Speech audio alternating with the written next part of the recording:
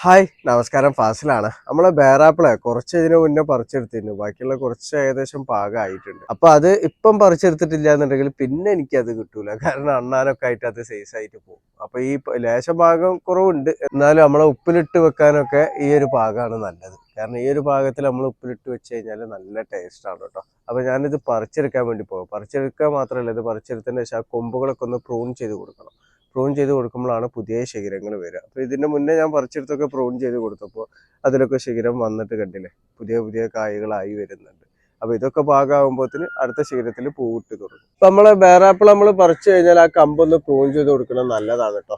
മറ്റെന്താ വെച്ചാൽ ഈ കൊമ്പുണക്കം അതേപോലെ മറ്റേ കീടശല്യം ഒന്നും ഉണ്ടാവില്ല, പുതിയ ശിഖരങ്ങൾ വരും. അത് നമ്മൾ കറക്റ്റായിട്ട് കീടനാശിനിയൊക്കെ സ്പ്രേ ചെയ്ത് മെയിൻറ്റെയിൻ ചെയ്യുകയാണെന്നുണ്ടെങ്കിൽ ഈ വരുന്ന കമ്പിലൊക്കെ നല്ല രീതിയിൽ പൂവിട്ട് വരും. പൂവിട്ട് വന്നാൽ നമുക്ക് നല്ല രീതിയിൽ തന്നെ കായ്ഫലം കിട്ടുന്നതാണ് കേട്ടോ. അപ്പോൾ പൂവിട്ട് കൊഴിഞ്ഞു പോകുന്ന എല്ലാവരും പറയുന്നുണ്ട്. അത് ഇതാണ് കാരണം.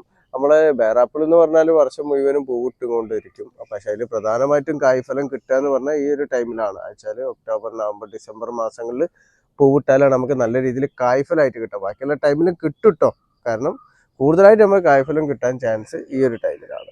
ഇപ്പൊ കായൊക്കെ പറിച്ചിട്ട് നമ്മളൊന്ന് പ്രൂൺ ചെയ്ത് കൊടുത്തിട്ടുണ്ട്. ഇനിയിപ്പോ ചെറിയ കായ്കളേ ഉള്ളൂ. അതേപോലെ ഇത് ലേശം പാകമാവാനായിട്ടുള്ളതാണ്. ഇനിയിപ്പോ ഈ പ്രൂൺ ചെയ്തോടത്തൊക്കെ പുതിയ ശിഖരങ്ങൾ വരും. അതിലൊക്കെ ഇതേപോലെ തന്നെ നമുക്ക് പൂവിട്ടിട്ട് വരുന്നതാണ് കേട്ടോ. അപ്പൊ അത്യാവശ്യം ഉപ്പിലിടാനുള്ളത് കിട്ടിയിട്ടുണ്ട് കേട്ടോ. അപ്പൊ ഇങ്ങനെ കുറേശ്ശാണ് പറിച്ചെടുക്കുക. പാകമാവണ അനുസരിച്ചിട്ട് പറിച്ചെടുക്കുക. നല്ല പാകമാവാൻ വെച്ച് കഴിഞ്ഞാൽ അത് അണ്ണാനൊക്കെ കടിച്ചിന്ന് പോവാണ്.